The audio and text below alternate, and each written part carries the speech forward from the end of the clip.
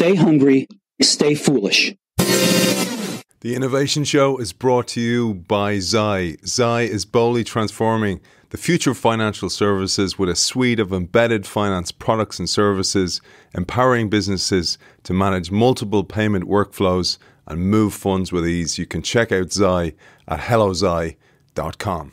Our guest today applies the rigour of physics to questions of biology. He has found that despite the riotous diversity in the sizes of mammals, they are all, to a large extent, scaled versions of one another. This speaks to everything from how long we can expect to live to how many hours of sleep we each need.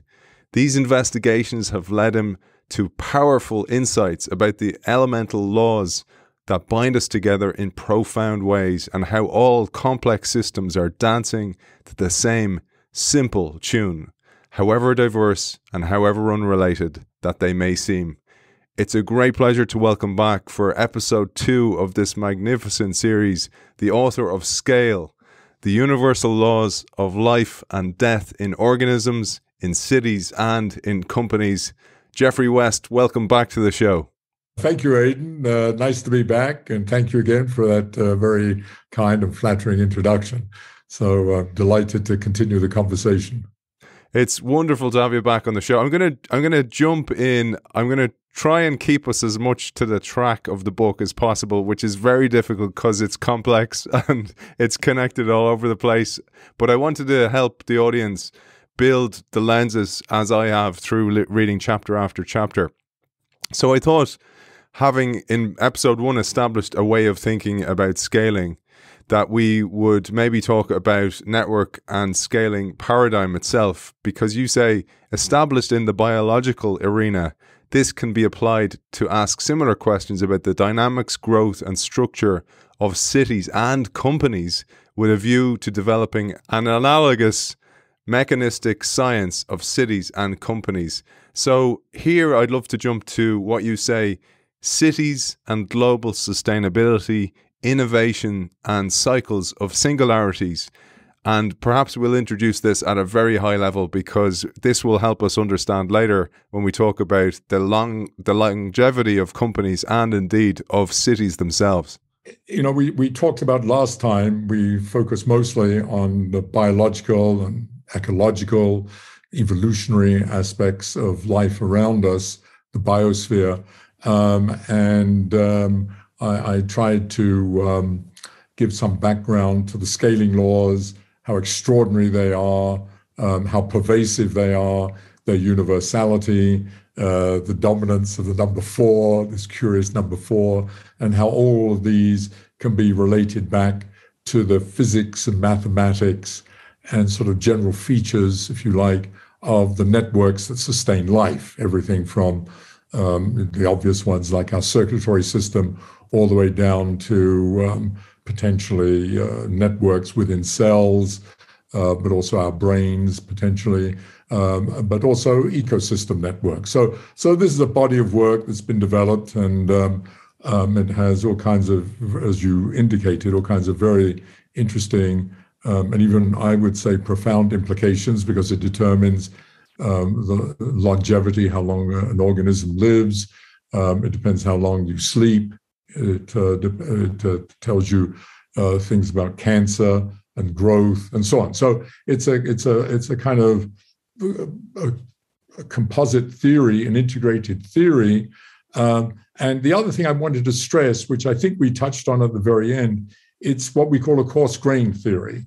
That is, and I do want, before I launch into the city stuff and sustainability, just sort of reiterate that it's distinguished from sort of the laws of physics, which we sort of can, for want of a better phrase, think of exact. You know, there's quantum mechanics and Newton's laws and relativity and so on. And, you know, they are extraordinary. We wouldn't be talking if we didn't understand those to an extraordinary degree of accuracy. You know, all of our technology relies on our understanding of those. These laws are not like that. These laws are more what you might call stochastic or probabilistic. So these laws pertain to the mean value, the sort of average value of things. So So it's sort of considering at some very high level, all human beings are roughly the same, which we are, by the way. And of course, then you could dig deeper. Once you have that theory about the bigger picture, you can start making the resolution finer and dig deeper. And that's crucial in developing a deeper and deeper understanding. And so that's sort of the paradigm, the framework in which we're thinking of these things. So I want to let me now transition to what you've asked about, namely to cities, urbanization, and companies. And I think if we're going to start at a high level, I think it's useful to remind people of this extraordinary phenomenon that's been going on, beginning about 10,000 years ago, with our discovery of language. I mean, once we discovered language and were able to communicate with each other, concomitant with that, we sort of discovered economies of scale. Namely, you and I working together can build a house faster and more efficiently than one of us working individually.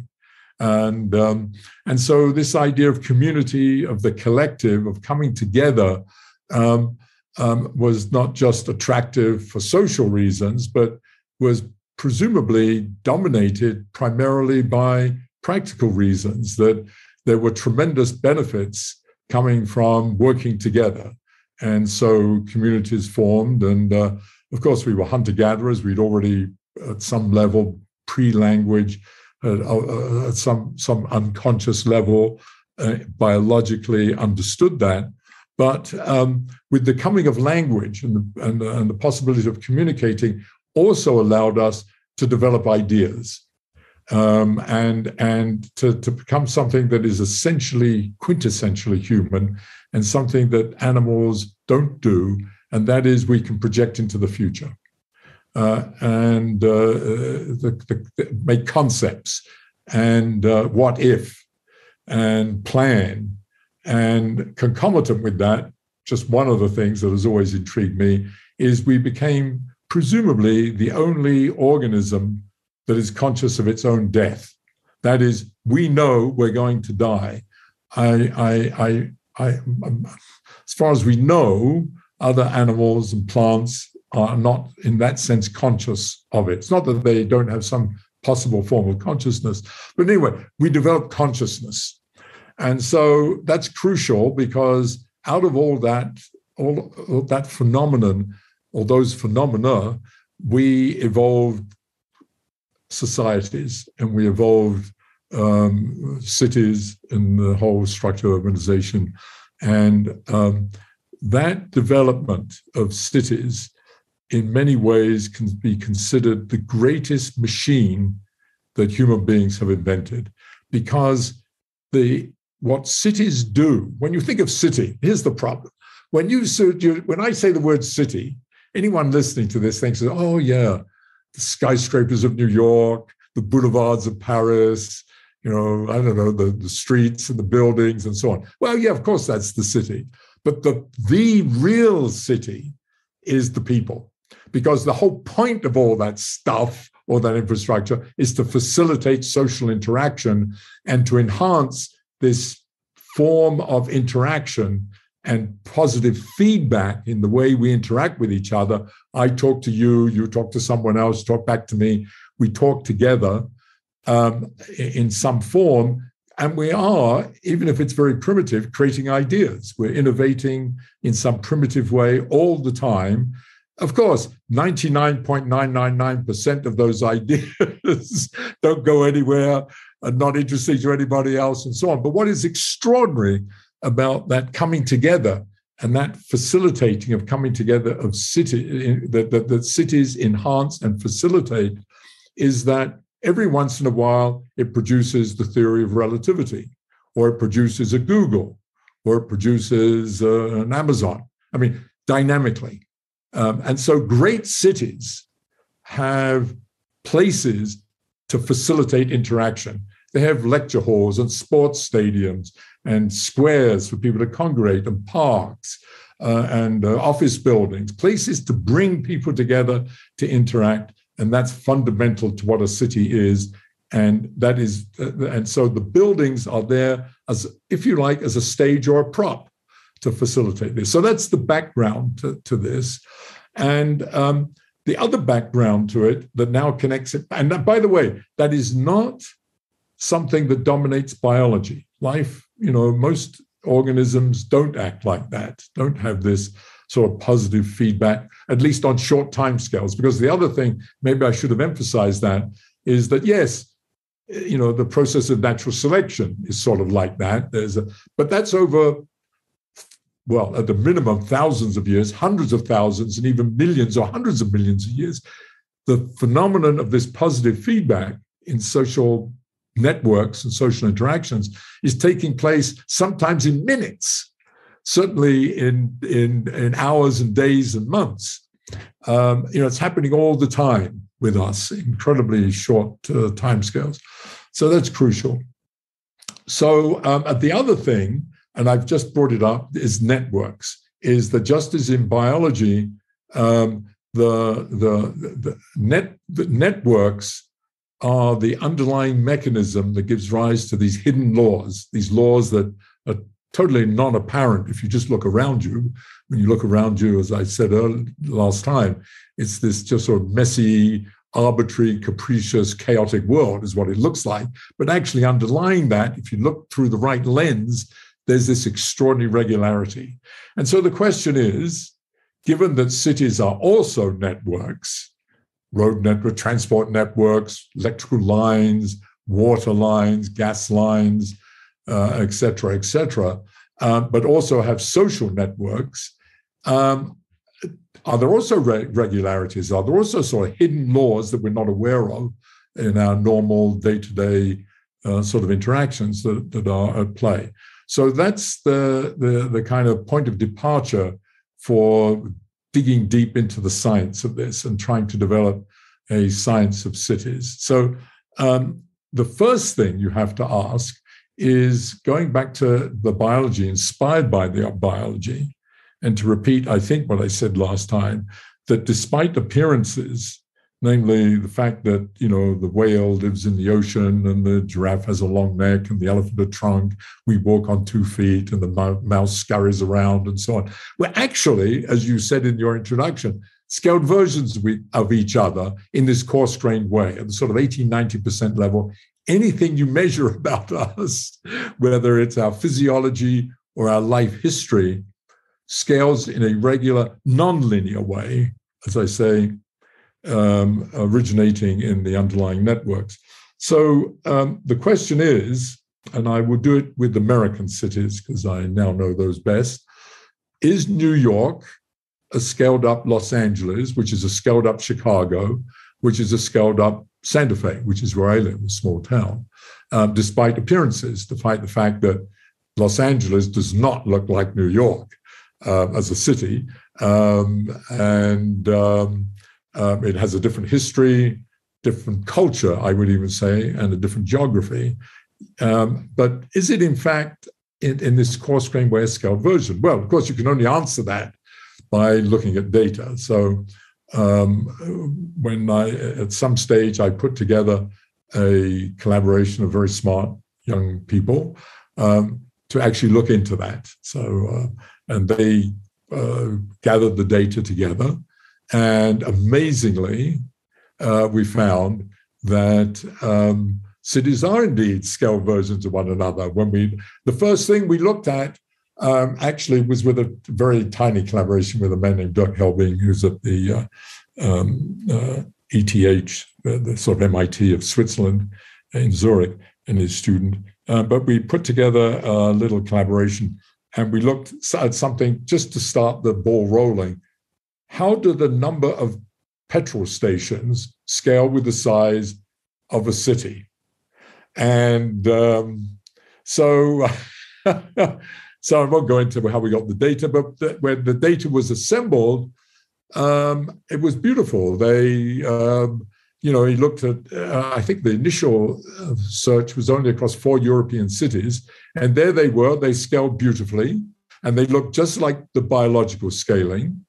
That is that if you plotted them, as I explained last time, on a logarithmic scale, going up by factors of 10, using population as the proxy for the size of a city, and you just plotted the number of gasoline, petrol stations versus size, population, there they were lining up, approximating this straight line again on this log-log plot. And the slope of those lines, which was approximately the same across the four countries, I forget, I think it was France, Spain, Portugal, and Italy, I think, were based roughly the same. And the only difference with biology was that it was 0.85 instead of 0.75. Otherwise, it was the same, which says in English that if you double the size of a city, you don't need twice as many petrol stations. You actually only need 85%, roughly speaking, 85% as many.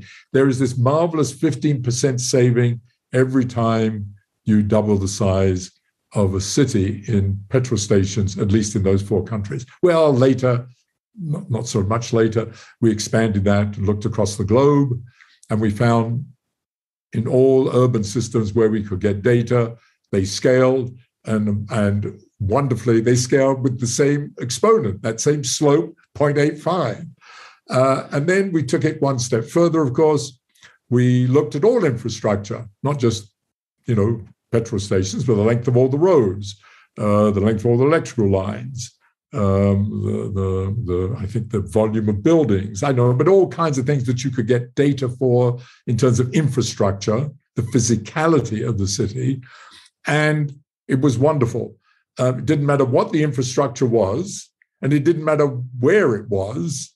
It all scaled in the same way, just like in biology. It was like, cities are cities, which was fantastic. So the scaling laws said that every time you double the size, all infrastructure, you save about 15% in the same way. So that was very exciting and mimicked biology.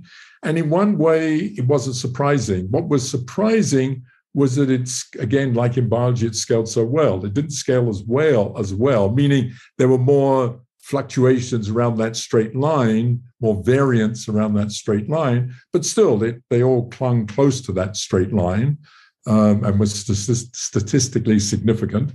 And that's not surprising because biology has been around for more than a few billion years. So there's been, the whole process of natural selection and feedback has taken place over huge spans of time. So, given this theoretical framework, that put more and more are they optimizing the system in the language I used last time. But cities have only been around for hundreds of years, some a few thousand, but most hundreds. And yet they conform to this line. So that was great.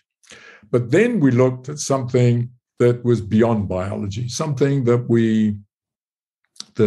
doesn't really exist in biology and presumably certainly did not exist on this planet prior to 10,000 years ago, before we started to form societies and cities, namely socioeconomic metrics.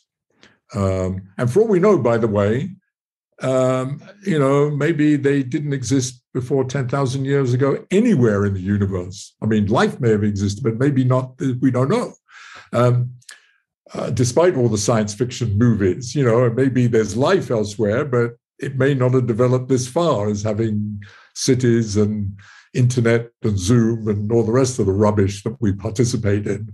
But anyway, so we looked at socioeconomic content, meaning things like, wages, income, wages, number of patents produced in a city as the measure of its innovation, amount of crime in a city, the number of flu cases, number of AIDS cases, whatever we could lay our hands on. And I forget, we might have had 15 variables.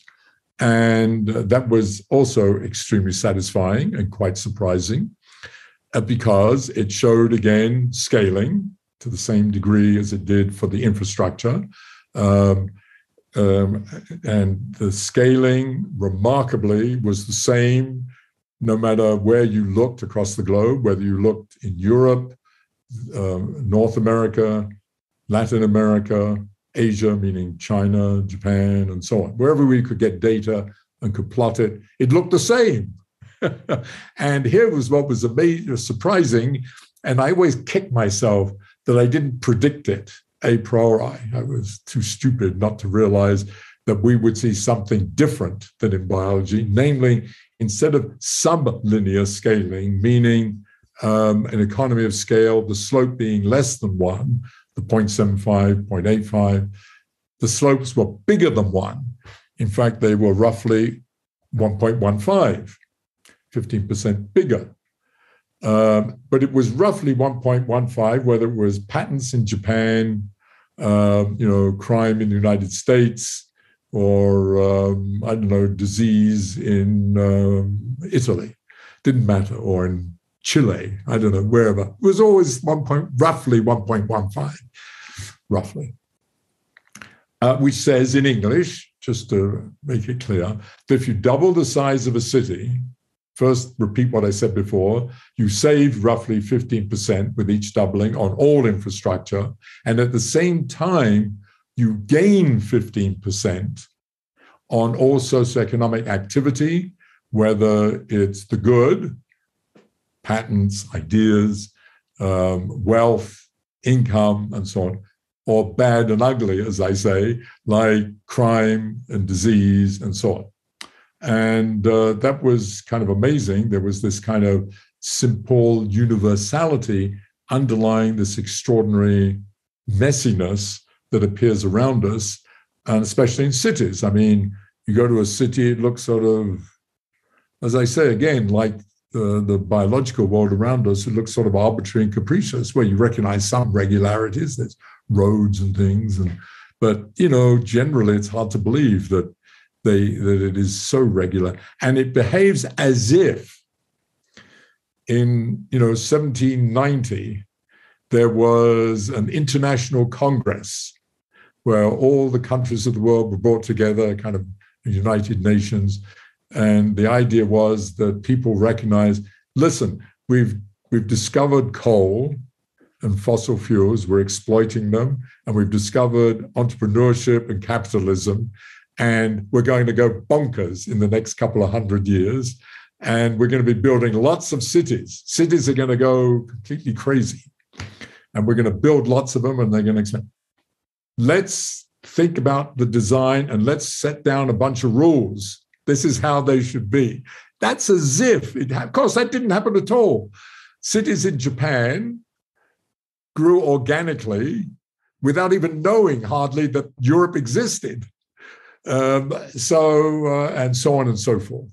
So obviously, there are organic forces at work that are somehow constraining all of the work and all of the effort and all of the arguments and disagreements over planning and what we should be doing here and how we should be doing this with the city and what the economy should be and so on. Yes, that had an effect, but overwhelmingly at the sort of 80-90% level, it has its own dynamic. And so the question is, where in the hell did that come from? I mean, either you believe in sort of, I suppose, in great designer in the sky determining everything for us a priori, or you believe that there are organic forces that are analogous to the evolutionary kind of forces of natural selection, survival of the fittest, competitive forces at work, and so on, and the principles of whatever it is that govern our social networks. Because the one thing that you recognize immediately is, as I said a moment ago, how can it be that Japan and China, which hardly knew anything about the West, and we who hardly knew anything about Asia, developed our urban systems scale in the same way? Well, it must be because, and this is going back to what I said just about 15 minutes ago, because the whole point of cities is for people, is to facilitate social networks, and we're all at this level of granularity. Roughly speaking, we're all the same. So I mean, we may look different, we may have different cultures, and so on. But we're at some socio-biological level, we're extraordinarily similar. And of course, we know that. I mean, it was very clear, I'm sure, to Marco Polo when he went to China that these were human beings, that they were the same fundamentally as he was. I mean, they had cities and they had interactions, they loved and they hated, they killed one another, and so on and so forth. And that's universal. Just a side comment, which is an editorial comment, which you may want to take out, is one of the tragedies, of course, of that Western man, especially moving out, was the whole debate over whether when they went to Africa, these were human beings. And we're still living with that. I mean, that we're still living with, and that debate, even if it's not conscious, is totally not conscious now, but underlies the whole struggle and challenge we're having with racism. I mean, are they really us? And so, I mean, we already have the problem that the English and the Irish have been fighting each other for 1,000 years. So we even have that problem, which is, let's not go there, but you understand what I'm saying. Absolutely. No, well said. And we covered it, Geoffrey, in previous shows. We had the great Angela Saini on the show before, and we talked about the out of Africa hypothesis and the origin of racism and how it's a man-made structure. It's not designed into... No, ants aren't racist. I always think about that. That's what's amazing. Well, one of the things I often say is that you could take an exact opposite view about this, that I think one of the curious things about human beings is, in fact, how similar we are. I mean, there's very little variation, really. I mean, it's not like dogs, for example. I mean, dogs are an extreme case, but you go from a Chihuahua to a Great Dane. My God. And they recognize each other as dogs and treat each other equally. They don't think, oh, that stupid little Chihuahua, we're not having him around here. Or what kind of car do you drive? Yeah, exactly. So, we're very curious that way, that we're extraordinarily similar, actually. And yet we've spent a lot of time looking for our differences and exaggerating them. And it's a tragedy of social human life, I'm afraid, and maybe even predates social. I don't know, but it's not. It's something as you say, well said. It's man-made, and it's very peculiar and sad.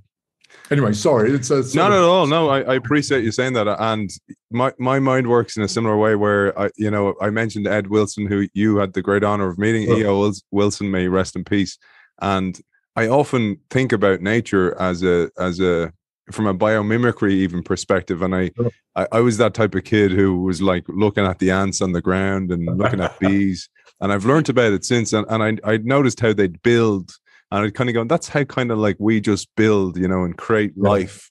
And where I'm going with this is that it's often the social constructs that lead us down the wrong path. And I was reading recently, I had an episode just recently with Herb Cohen, who's written these amazing books on negotiation.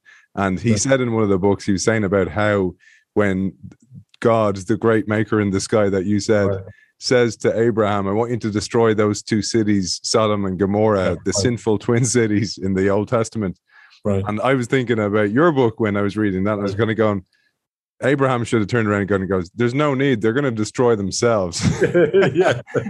Because this is actually one of the challenges, because you talk about, well, even when we talked about entropy the last day, we need to keep feeding the beast as the beast gets bigger and bigger. And where does that go? It's like this game of musical chairs.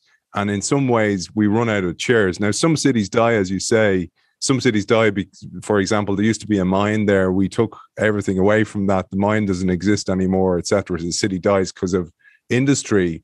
But cities die as well because they scale out of capacity as well. I'd love to talk about that, just in case for those people who don't have a time to join us again, because this links as well to the increasing cycles of innovation that are needed in companies as well. And it also talks to something I mentioned in the introduction there, which is singularity. Yes, let me lead into that. That's really good. Excellent. I want to just finish what I was saying earlier in terms of, because it's a segue to this, to answering your question, and that is that I tried to argue that the universality, the global expression of all these scaling laws, the natural explanation is that it resides, so to speak, in the mathematics and physics of the social networks, that somehow the social networks in different societies are actually quite similar. And so one of the things that we did just to check that, so that then forms a basis for a potential real theory, because you can start with social networks and build up what that means in terms of integrating that with the infrastructure and so on. So I'm not going to talk about that, but that's where you develop the science and the theoretical framework, which allows one to make predictions and so forth. And that will be the segue in a moment to singularities, growth and singularities, and collapse. But one of the crucial components of doing good science is not just collect data, make observation, do experiment, and then analyze it within a given framework, but of course to then construct a model or a theory that explains it and then makes predictions. And so it was with this, much harder in these kinds of situations. But so one of the predictions from what I said is that underlying this are social networks. Therefore, if you could measure the degree of connectivity between people as a function of city size, it too, since that underlies the whole dynamics, it too should scale with city size with an exponent, with a slope on a log-log graph of about 1.15. So we put together a collaboration with our friends at MIT who had access to these extraordinary data sets of mobile phone calls. And we did that. Maybe I even mentioned this last time, but let me just say a couple words about it. So we had these data sets of mobile phone calls, which is fantastic. Each one of us carries one of these things, and it's recorded, as you well know. The phone company knows everything about you. They know where you are, where you're going, and so on. And we were able to get that data early on, and from that, analyze it to determine the degree of social interaction in a city, because this is actually the network of social interactions, those phone calls. And so when we did that, it was extremely satisfying. When you plotted the data, indeed, it showed a slope of 1.15 as predicted. So it was very, very satisfying. Beautiful. So we felt really good about that, and many other things that came from that mobile phone data. It's a marvelous. I was very resistant to it at the beginning, by the way, because I felt that this wasn't a good proxy, and of course that was because it was very early on, and the United States hadn't yet really adapted to it. But I had not realized that Africa and many parts of Europe, it had become sort of 80, 90, and now sort of 100%. And by the time we got this data, that's what it was. So the data actually that we had at that time was the UK and Portugal, and they lay on top of one another. It was fantastic, actually. It was really powerful, and that was extremely convincing. So we were convinced that it was, our ideas were right. The predictions were bearing out in all the various things that we looked at. And now, so one of the offsprings of that was to follow some of the ideas that we had done in biology, inspired by biology. And one of the first things to think about is this question of growth. And, since this was inspired by biology and networks, the first thing, just to remind ourselves, is about growth in biology. And did I talk about that last time? I don't think I did. Even if you did, I think please go for it, because it connects. That's the beauty about this as well, Geoffrey, is that some of the stuff we will repeat, but it's in a different context.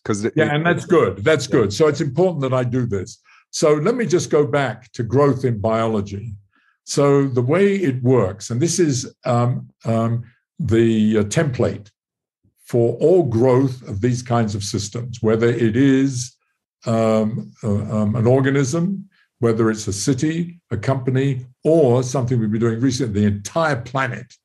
And that is, you start out with energy. So the first thing to emphasize that is underlying all of this work, which is not fully appreciated, is that underlying everything is energy. Nothing happens without energy.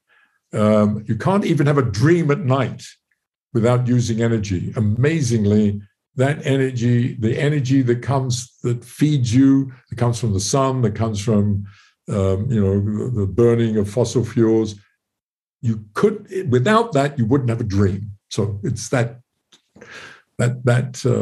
detailed. So energy underlies it. So therefore, that's why metabolic rate, which is the amount of energy effectively you use per day to stay alive, is fundamental. And so you ask, what happens to that metabolic energy? Well, of course, it gets sent through these networks and it goes to the cells. And at the cellular level, on the one hand, it maintains the cells. It repairs damage, and cells that have died are replaced and so on.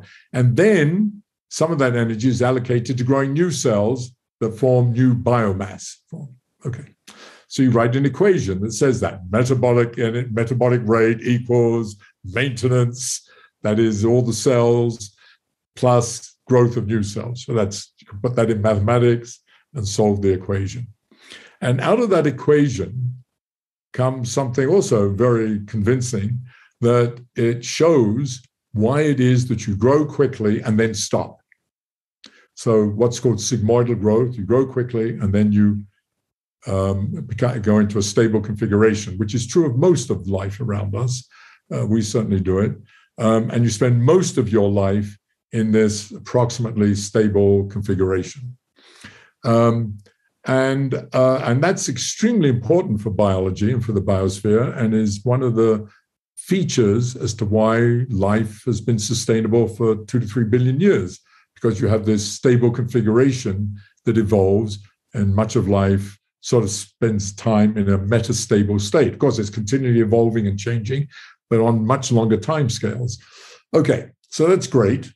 And you understand it, and this is important. Why do we stop growing from this viewpoint? Because metabolic rate is the supply system. But that's scaling sublinearly. That is, the bigger you are, the less is being, and I've emphasized this last time, the less is being delivered to each cell. So as you grow bigger, less and less energy is being delivered to each cell. On the other hand, you're growing sort of linearly. You just keep adding cells linearly. So eventually something that's growing linearly beats something that's only growing sublinearly. If you only get 75% with each doubling and in terms of your supply, but you're trying to supply something that's doubling each size every time, well, you can't keep up. And that's why you stop. And so that gives you a complete theory. And so it's wonderful. And so we have a complete theory for growth of any organism, blah, blah, blah. I'm not going to go into that. But so that's great.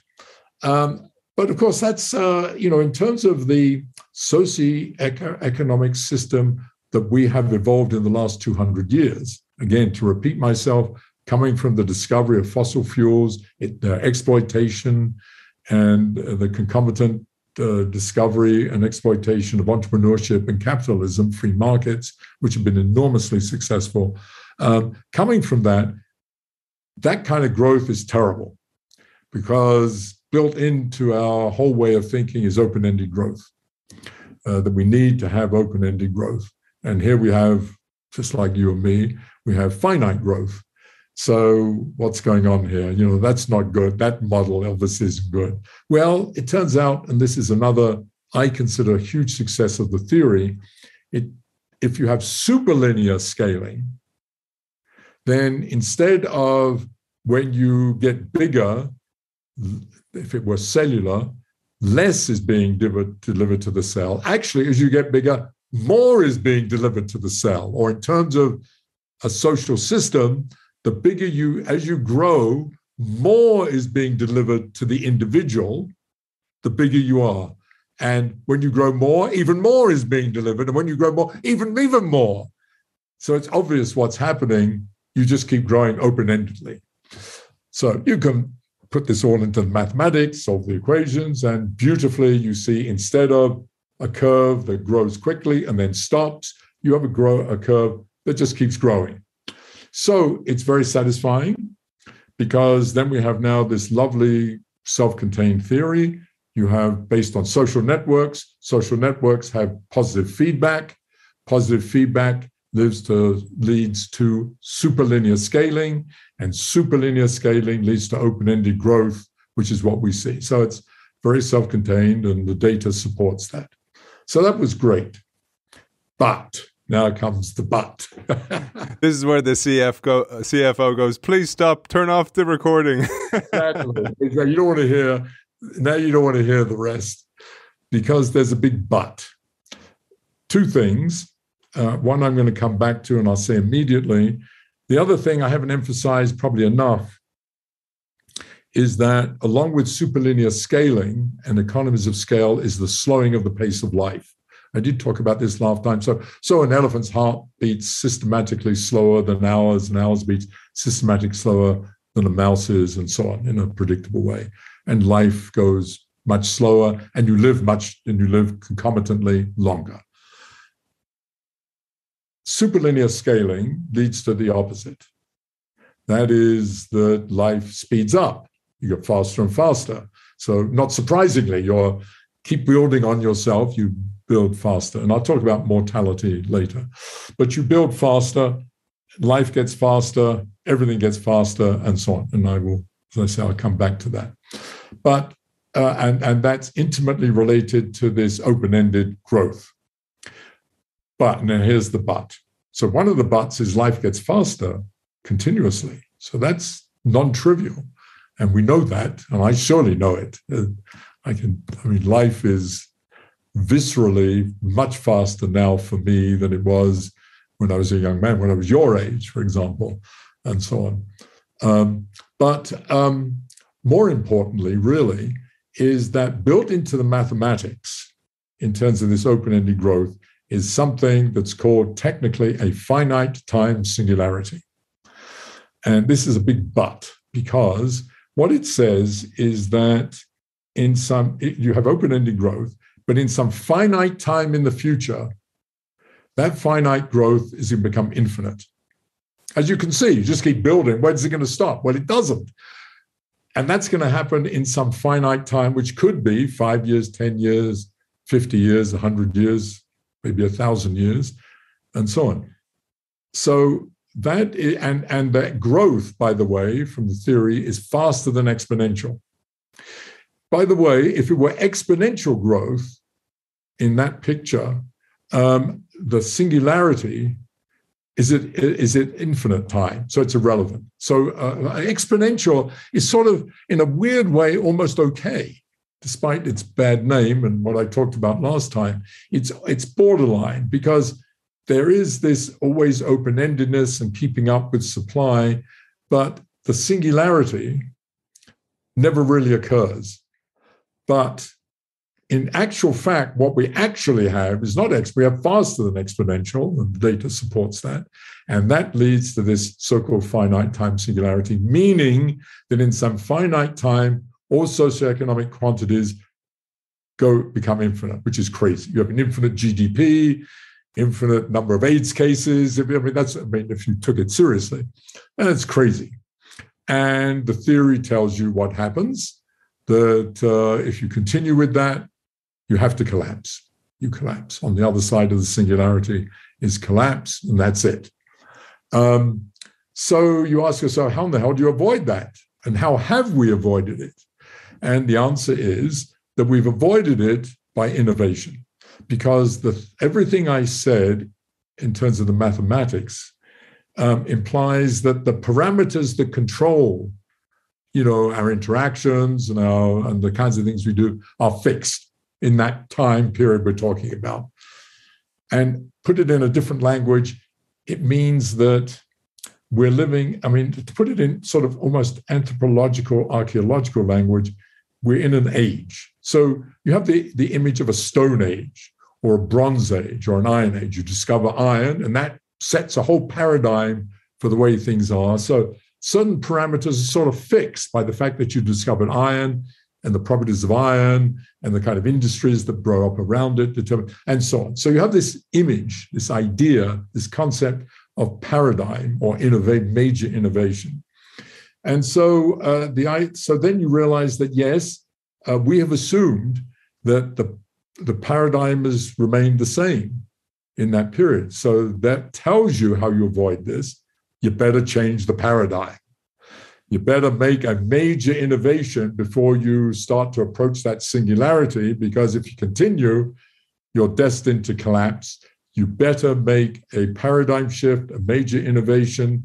You better reset the clock, reinvent yourself, whatever language you want to use, and at whatever scale you want to use to think about this conceptual theory. So you better do it, and that's what we've done. That is, you can think of it, all those things I just said, beginning way back, bronze, stone, iron, bronze.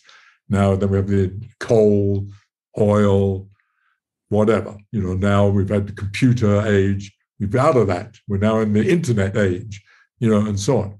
So that's great. So that's what we've done. And I have not collected the data, but there are people that spend their time thinking about these innovations and innovation.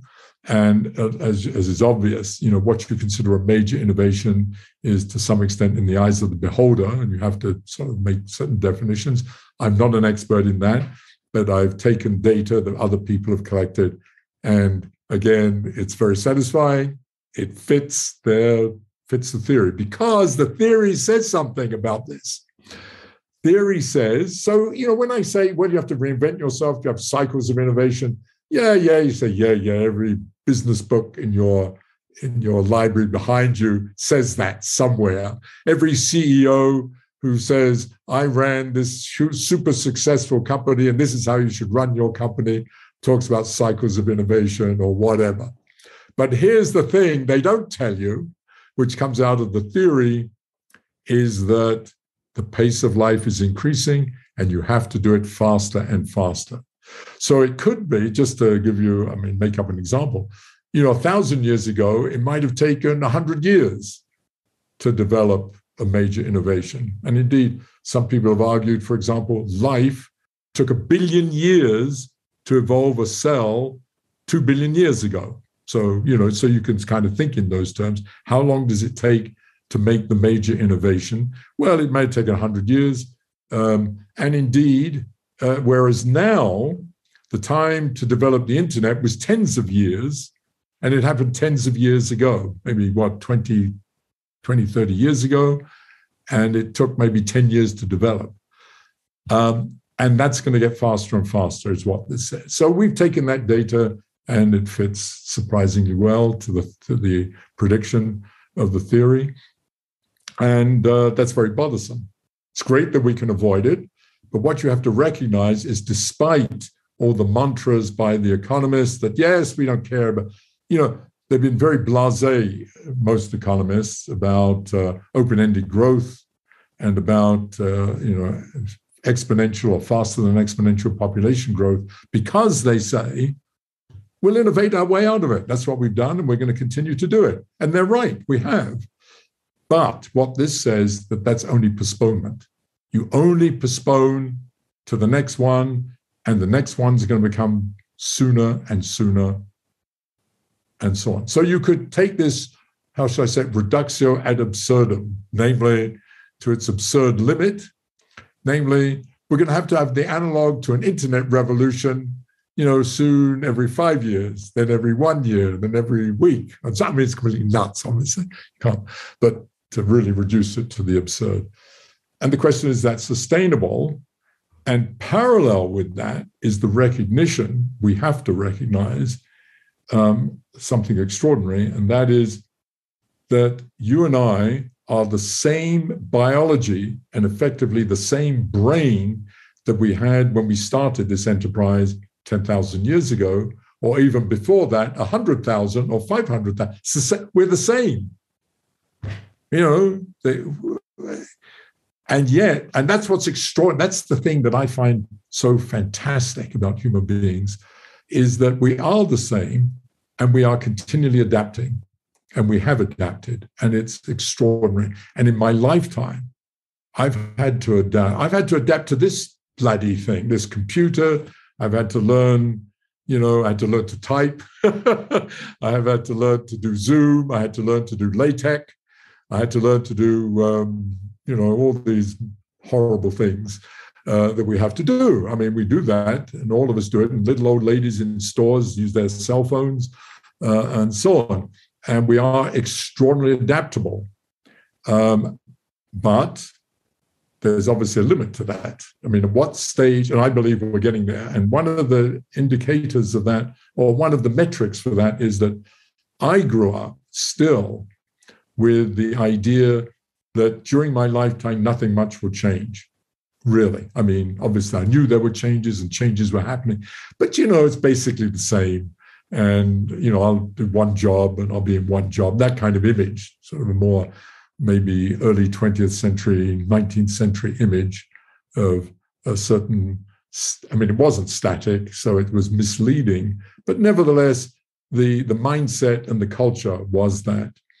And so and it was appropriate because these major innovations were typically longer than the lifespan of a typical human being. Human beings, as I discussed last time, you didn't expect to live more than to about 50 or 60. And now you can expect to live to 70, 80, 90, maybe even longer. And at the same time, these bloody innovations are taking place faster and faster. Look at this. I think they're starting to laugh at me. I, of course, still have an iPhone 6. That's a good thing. iPhone have taken your advice and updated their business model now. I don't know if you've noticed this, Apple have, and they've leaned into the trend of sustainability, where they're now releasing parts for people to fix the phones. That's what I learned just a few weeks ago, and I thought that was at last great. And the new, the cheapest iPhone, which costs about $450 or something ridiculous, is sort of like this. It's sort of got back, you can get, which is great. So I'm going to get one. This is, it's on its last legs, so to speak. It works and it's fine for me. But the point is that, all these new bits and pieces come along and they're innovating, the new models are coming on faster and faster, new shows on television, and all the rest just keep coming faster and faster. And there's a limit. Obviously, there has to be a limit to that, in the same way that even though track records, athletic records continually get broken, I think it's impossible to think of someone running 100 yards in 5 seconds or 1 second or a tenth of a second.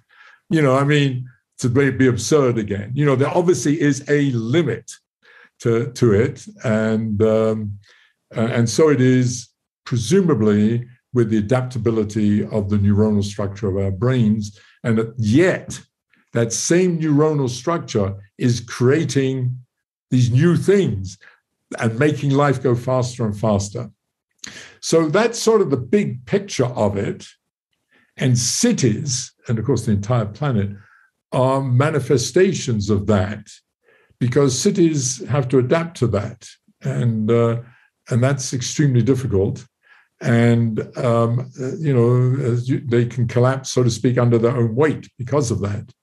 And certainly companies do. And, one of the things about cities is, despite what you said, is true, cities do die. I mean, metaphorically die.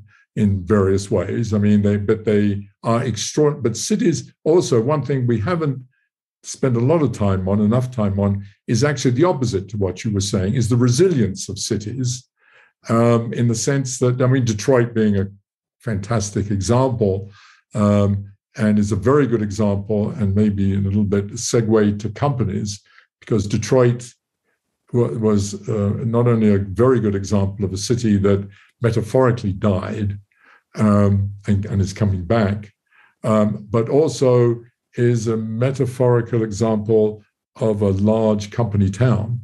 And that's its problem. And that's the problem with companies, is that a company is a company, actually. And unlike cities, the thing that saves cities is diversity. That's one of the things we discovered, and was probably known to urban planners and things. The more diverse a city, just like the more diverse an ecosystem, the more resilient it is. And Detroit was extraordinarily non-diverse. I mean, it might have been diverse, if you like, racially or ethnically, which is good, but it was very non-diverse, of course, in terms of its profile of industry. It was Detroit, that image. Whereas, many major cities, London and New York, have been much more diverse. And London suffered. London's going through it probably now. I don't know enough about it, in becoming so dominated by finance, which made it very vulnerable during Brexit, and may make it extremely vulnerable as it moves into the future, despite its image of itself and its self-satisfaction, by the way, which is a big issue. Cities are vulnerable, and they suffer from that. They are subject to this, as is the whole planet, is subject to this. But cities, many cities, both the organic forces and good leadership, can combat some of those forces.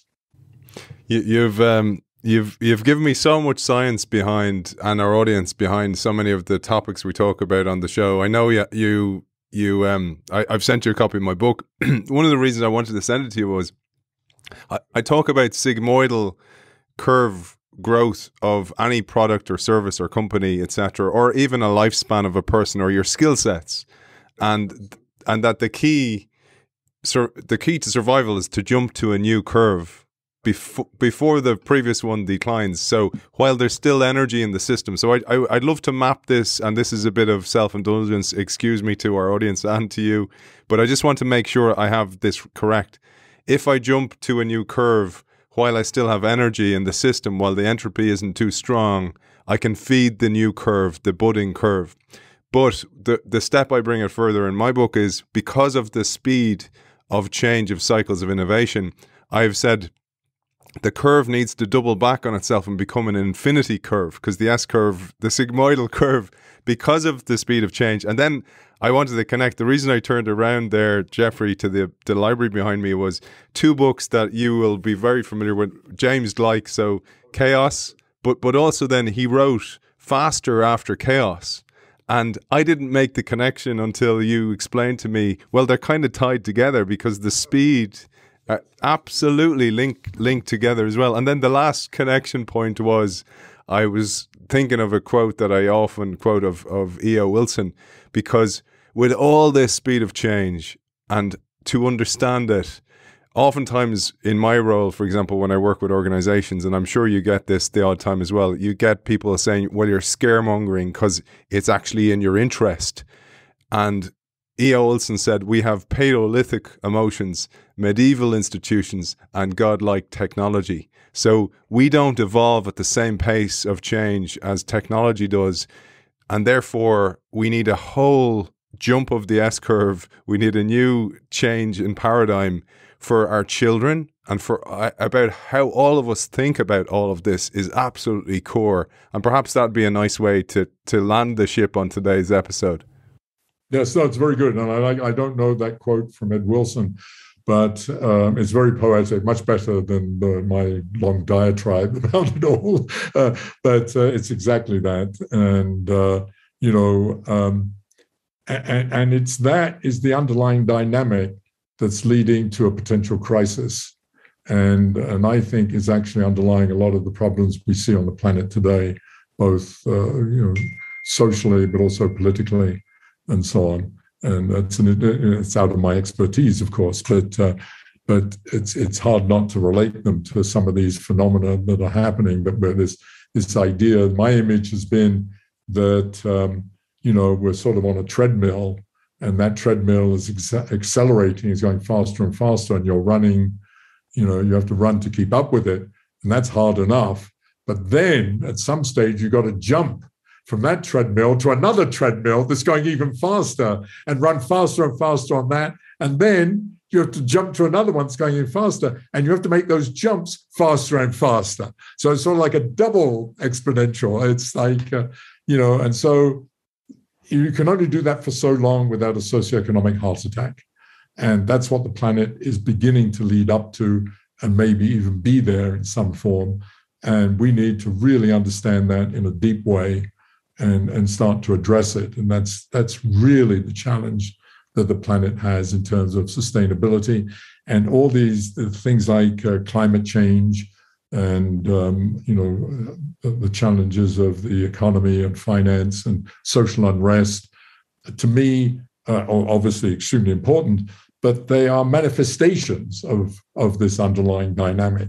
So yes, we need to address all those, but from a science viewpoint, and I'm disappointed in the science community, by the way, because we're not doing it, is to dig deeper into the underlying origins and some of the dynamics that are causing this, because that will require potentially fundamental changes.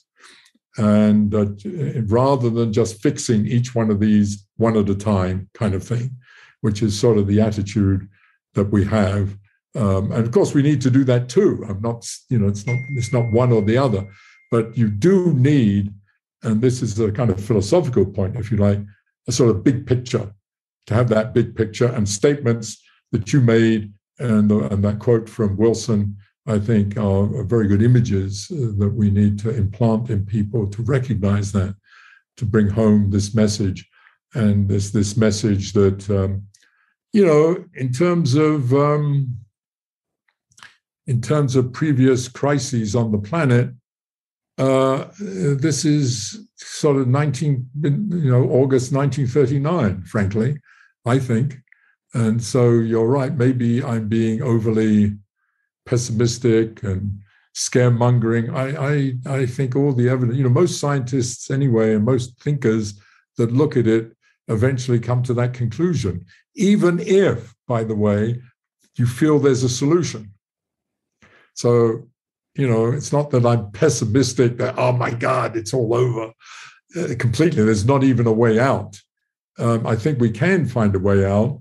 And the trouble is, as many people are beginning to recognize, that now the real problem is we haven't left ourselves enough time to really address it in terms of the rates at which processes take place on the planet, because in the end, let's face it, it's a political problem. I mean, it's the political leaders that actually affect change, and they have the money to do it. They have their hands on the pots of money.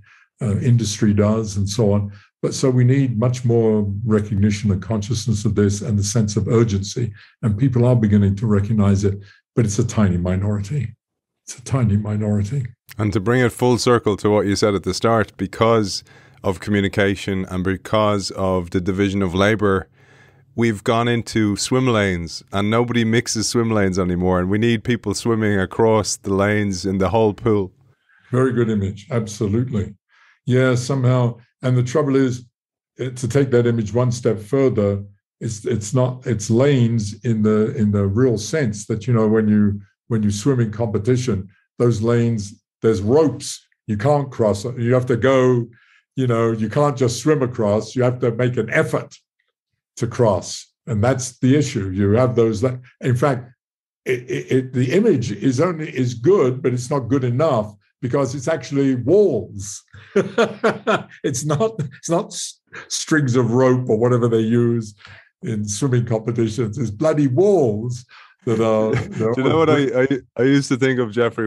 I worked in a very bureaucratic legacy organization, and I used to think of Buckingham Palace. You know, the guy with his little house, and he's protecting it with his bayonet. And it's like everybody has one of those, and it can be the way in academia as well. It's like, well, this is how I get funding.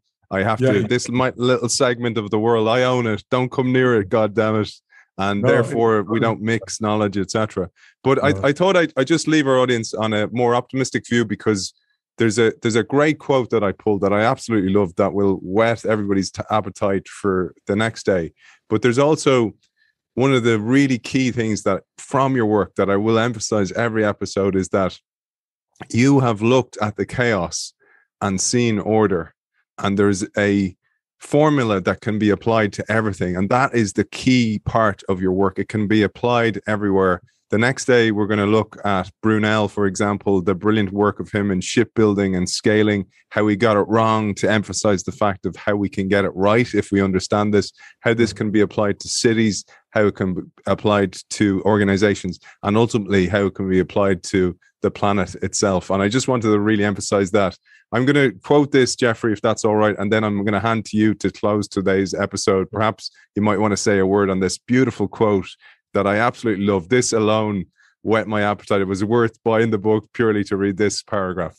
You say, for organisms, the sublinear scaling of metabolic rate underlies their cessation of growth and a size at maturity that remains approximately stable until death. A similar life history trajectory is at work for companies. They grow rapidly in the early years, but taper off as they mature, and if they survive, eventually stop growing relative to the GDP. In their youth, many are dominated by a spectrum of innovative ideas as they seek to optimize their place in the market. However, as they grow and become more established, the spectrum of their product space inevitably narrows, and at the same time, they need to build a significant administration and bureaucracy.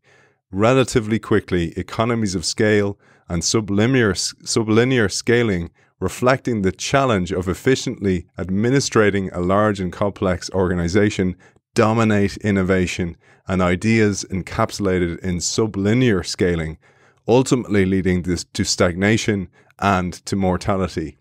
Half of all companies in any given cohort of US publicly traded companies disappear within 10 years, and a scant few make it to 50, let alone 100 years. As they grow, companies tend to become more and more unidimensional, driven partially by market forces, but also by the inevitable ossification of the top-down administrative and bureaucratic needs perceived as necessary for operating a traditional company in the modern era. Change, adaptation, and reinvention become increasingly difficult to effect, especially as the external socio-economic clock is continually accelerating and conditions change at a faster and faster rate. Absolutely beautifully articulated there. And I thought that would be a way to whet our appetite for the next episode, but also as a way for me to close and to thank you as well. Perhaps you have a word on that before we close. Oh, I'll just say, well, first of all, thank you. I didn't realize I'd written such a long paragraph about that. It's beautiful, though. It encapsulates everything we talked about, and you didn't know that, which is beautiful. I would say, listening to it, I would probably change a few words here and there now that I know a little more. That's my pronunciation. That's no. There are a few things that are, but mostly, yes, that's the idea. And I will elaborate on that. I look forward to elaborating on that and discussing it with you next time. It's a fascinating part. It's another fascinating variation on the same theme. That's what I find so, as a scientist, I find so interesting, that the underlying mathematics and equations are sort of the same, whether you're a mammal, a bird, a company, or a city, or the entire planet. But they manifest themselves completely differently. It's quite differently. And I will elaborate more on the company stuff because that's so central. And the other thing I would like to do is take that and then talk about some things that I talked about in the book, but we've done a lot of work on recently, and that is taking it to the whole planet. And because we've done some more work on that, and that's been very interesting. But yeah, well, I appreciate your enthusiasm for this work, and I'm very flattered by it, and I very much look forward to our continuing the conversation. I think it's absolutely essential work, and I have this picture of when you meet the big maker in the sky. Peter's at the gates, and he goes, "West, Geoffrey West? Oh yeah, he wants to meet you." And then you meet him, and he goes, "You were so close, man. You were so close. You had the formula." That's very sweet of you. By the way, I did want to amend slightly something you said at the beginning of your little conclusion there, that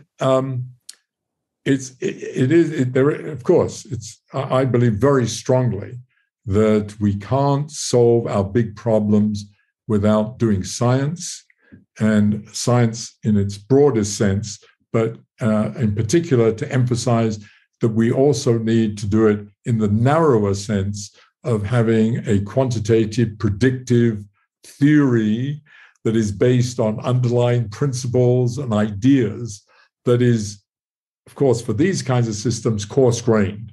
And we need that. And until we see that integrated kind of framework, I think we're always going to be struggling. And part of the motivation for that is that we're not necessarily going to, quote, solve the problem for perpetuity, but it provides a framework for maintaining the kind of wonderful socioeconomic system that we've developed, and to continue that and make it accessible for, the other, I hate to say it, 3 billion people that are coming on board in the next few years. Can we do that? And that's one of the big questions. But having science underlying some of these issues and informing policy, I think is so crucial, and we've sort of lost that. And I'm so glad that you're promoting that. Absolutely. I think it's essential for innovation workers as well. We tend to fail our way towards success, but what if there was a formula? And yes, you had the mindset, but you had the art and the science. So it's not prescriptive. I think that's very important what you're saying. This cannot be prescriptive in the, it's not like going to the doctor and saying, here's the problem. And he writes, take 2 aspirin a day and take this fancy schmancy antibiotic and so on. That ain't it. It's that, first of all, getting the conceptual framework and thinking in those terms and combining, as you say, with one's intuition, more qualitative ways of thinking and so on. But also in the broadest sense, being able to be able to solve some of these problems, where we can do that, we can dig deeper in some of these cases and using that. So it's a combination of all these things. It's not, I don't take a kind of singular view of this at all. I want to take, is the word Catholic? I think that's probably the right word here, with a small c view, a bigger view of the whole thing that integrates all these things. A thing you just sprung to my mind was, because you're in California as well, is the original version of what we now know as aspirin, which is Bayer's product, was actually tinctures of cannabis oil, and they used to give it to people for toothaches. But here was the problem. The problem was, well, it linked to your endocannabinoid system differently than it would to me, depending on weight and size and how our systems worked. So they could never get a prescriptive measure for people. So when aspirin came along and it was a prescription, they went with something that was far simpler. And that is unfortunately one of the challenges with this, because we're in a tincture society now rather than a prescriptive one. And I think that's really insightful of you to say that as well. So very, very insightful for innovation work as well, Geoffrey. So an absolute pleasure, man. As always, I really, really enjoyed it. I learned so much. I had some breakthrough moments today of thinking, and I really thank you. Author of Scale, The Universal Laws of Life and Death in Organisms, Cities and Companies. Geoffrey West, thank you for joining us. Thank you for inviting me, Aidan.